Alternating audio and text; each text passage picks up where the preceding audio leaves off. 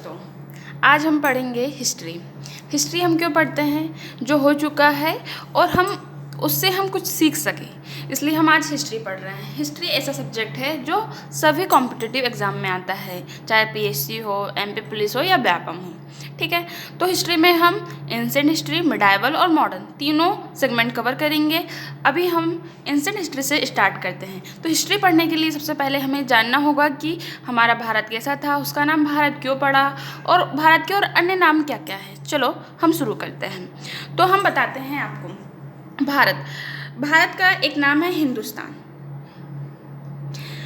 India, Aryavart और जम्बूद्वीप और into, ये 5 नाम जो भारत के हैं। अभी 3 मान्यताएं हैं जिसके कारण हम कह सकते हैं कि भारत का नाम भारत पड़ा। ये प्रमाणिक है, ये हमारे पास लिखा है। जैसे सम्राट दुष्यंत एवं शकुंतला के पुत्र भरत के नाम पर भारत पड़ा। ठीक, भारत कबीले के नाम पर, हमारा एक कबीला था उसके नाम पर भारत पड़ा। फिर एक मान्यता है जैन धर्म के प्रथम तीर्थकर ऋषभदेव के पुत्र के नाम पर भारत पड़ा। ठीक है, ये 3 मान्यताएं हैं जिससे ये सब लोग अपनी अपनी बात कहते हैं। कुछ लोग कहते हैं कि सम्राट दुष्यंत और शकुंतला के जो पुत्र थे उनके नाम पर भारत पड़ा। कुछ लोग कहते हैं कि भरत कबीला था उसके नाम पर भारत पड़ा। कुछ लोग कहते हैं जैन धर्म के प्रथम तीर्थकर के नाम पर भारत पड़ा। ठीक है, अब ये तो हो गई कि भारत का नाम भारत क्यों पड़ा। और अब आर्यवर्त, आर्यों के निवास के कारण आर्यवर्त पड़ा। आपने सुना होगा कि सबसे पहले हमारे यहाँ आर्य आए और निवास करने लगे, इसलिए उसका नाम आर्यवर्त पड़ा। फिर है जम्बूद्वीप। जम्बूद्वीप अशोक के अभिलेख एवं बौद्ध ग्रंथों में कहा गया है कि जम्बू नामक वृक्ष की अधिकता के कारण हमारे भारतवर्ष को जम्बूद्वीप कहा जाता है। ऐसा माना जाता है कि संपूर्ण एशिया को जम्बूद्वीप कहा जाता था। इंडिया, यूनानी एवं ग्रीक द्वारा नाम इंडिया दिया गया है। इंडिया जब वो आए तो उन्होंने देखा कि एक सिंधु नदी है, सिंधु नदी को वो इंडस नदी नाम दिया। क्या नाम दिया? इंडस नदी। इंडस नदी के नाम पर ही उन्होंने वहाँ के रहने वाले को इंडिया कहा, इसलिए इसका नाम यूनानी ने इंडिया दिया। सर्वप्रथम पाणिनि की अष्टाध्यायी में भारत को भारतवर्ष कहा गया। सिर्फ ये एक फैक्ट है कि पाणिनि की अष्टाध्यायी में भारत को भारतवर्ष नाम दिया गया है। अब सर्वप्रथम हाथी गुम्फा विलेख में भारतवर्ष कहा गया है। एक पाणिनि की अष्टाध्यायी में भारतवर्ष कहा गया है, दूसरा हाथी गुम्फा विलेख में भी भारतवर्ष कहा गया है। ठीक है, अब हम पढ़ते हैं इतिहास। इतिहास 2 शब्दों से मिलकर बना है, इतिहास। इति ऐसा, हास निश्चित रूप से ऐसा हुआ है, तभी तो लिखा गया है इतिहास। इतिहास का पिता कौन है? हेरोडोटस। याद रखना बच्चों, ये आता है एग्जाम पे कि इतिहास का पिता क्या है, कौन है? हेरोडोटस। यह एक ग्रीक यूनानी विद्वान था। कौन था? ग्रीक यूनानी विद्वान था। इसने हिस्टोरिका नामक ग्रंथ लिखी। कौन सा ग्रंथ लिखा है? हिस्टोरिका नामक ग्रंथ लिखा है। इसमें पहली बार ऐतिहासिक घटनाओं को क्रमबद्ध तरीके से बताया गया है। ठीक है, एक बार फिर रिपीट कर रही हूँ, इतिहास का पिता है हेरोडोटस। यह एक ग्रीक यूनानी विद्वान था। इसने हिस्टोरिका नामक ग्रंथ लिखा है। कौन सा ग्रंथ लिखा है? हिस्टोरिका नामक ग्रंथ लिखा है।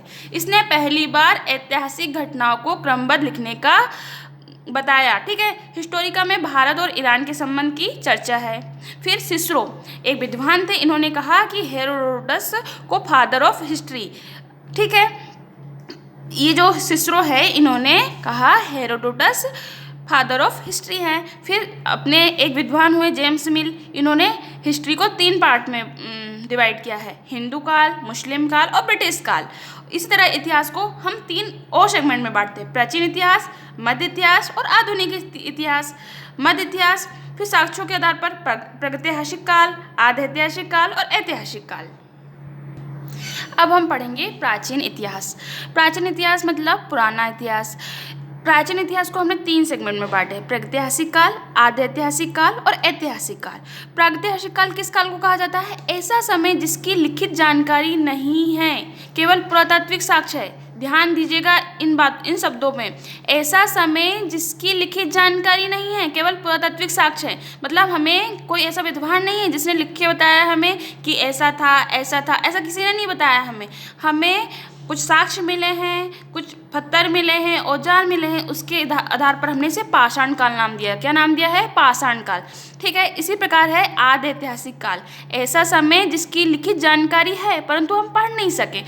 जैसे कि सिंधु सभ्यता। सिंधु सभ्यता में बहुत सारी चीज़ें मिली, लिपि भी मिली, ठीक है, लेकिन हम उसे पढ़ नहीं पाए अभी तक। आदि ऐतिहासिक काल, तो ये आदि ऐतिहासिक काल में आएगा। फिर ऐतिहासिक काल, ऐसा समय जिसकी लिखित जानकारी भी है और हम पढ़ भी सकते हैं, जैसे वेद, रामायण, पुराण, महाभारत इसके अंतर्गत आ जाएगा। फिर से एक बार रिपीट कर देती हूँ मैं आपके लिए। प्रागैतिहासिक काल, ऐसा समय जिसकी लिखित जानकारी नहीं है, केवल हमें पुरातात्विक साक्ष्य मिले हैं, जैसे पाषाण काल।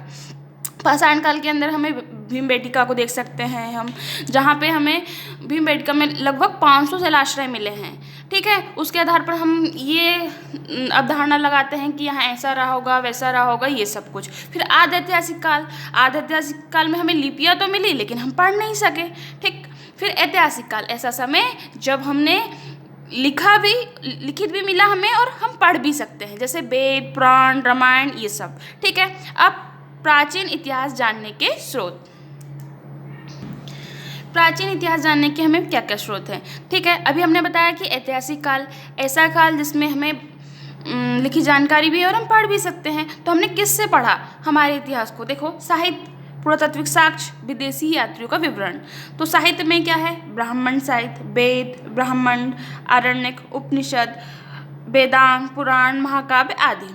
ठीक है। साहित्य भी ब्राह्मणोत्तर, जैन बौद्ध ग्रंथ, लौकिक साहित्य, अर्थशास्त्र। फिर पुरातात्विक साक्ष्य, अभिलेख, ठीक है, मुद्रा, मूर्तियाँ। फिर विदेशी यात्रियों का विवरण, जिसमें यूनानी यात्री आए, चीनी यात्री आए, अरबी यात्री आए और तिब्बत यात्री आए। यूनानी यात्री में कौन आया? मेगास्थनीज आए, हेरोडोटस, टॉलमी और प्लिनी। ठीक है। ये कौन है? यूनानी यात्री। चीनी यात्री फयान, हेनसोंग, सयुगन, इनसिंग। और अरबी यात्री, फिर तिब्बती यात्री अलबरूनी, इब्न बतूता। ये सब इससे हमें हमारे इतिहास को जानने की बारे में बताया। इन्होंने हमें साक्ष्य बताए, यह हमारे लिए ग्रंथ लिखे हैं जिससे हमें हमारे इतिहास के बारे में जानने को मिलता है।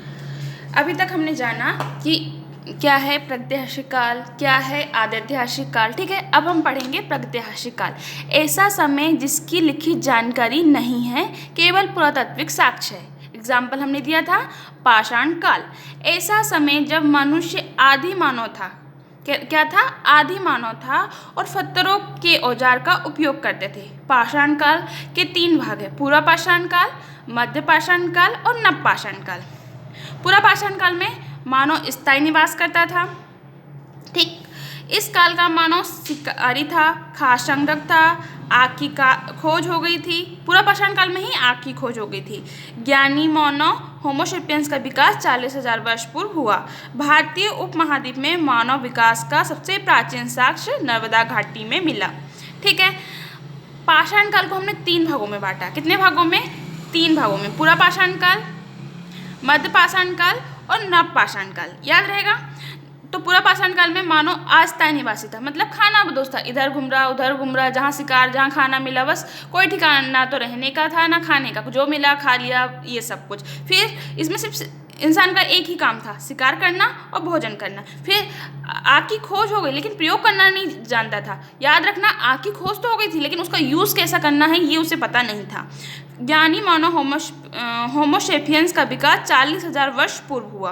भारतीय उपमहाद्वीप में मानव विकास का सबसे प्राचीन साक्ष्य नर्मदा घाटी में मिला है। इससे हम क्यों कह रहे हैं कि नर्मदा घाटी में सबसे पुराना साक्ष्य मिला है? यहाँ से हमें एक मानव खोपड़ी मिली है, हथनोरा। ये भी एक पूर्व पाषाण है, एमपी के सीहोर में। यहाँ 5 दिसंबर 1982 में अरुण सोनकिया द्वारा हथनोरा की खोज की गई थी। मानव खोपड़ी की खोज की, जिसे नर्मदा मानव कहा जाता है। भीमबेटका हमने बताया था, ये पूर्व पाषाण काल का आदि ऐतिहासिक काल का है, पूर्व पाषाण काल का है। खोज 1957 में श्री विष्णुधर बाकरकर महोदय द्वारा। भीमबेटका बहुत इंपॉर्टेंट है, हर एग्जाम में आता है। भीमबेटका की खोज 1957 में, याद रखना सन कि 1957 में श्री विष्णुधर बाकरकर महोदय द्वारा की गई। यह रायसेन के ओबदुल्लागंज में स्थित है। यहाँ से पूर्व पाषाणकालीन, मध्य पाषाणकालीन गुफाओं का साक्ष्य मिला है। यहाँ भारत का सबसे प्राचीन गुफा समूह है।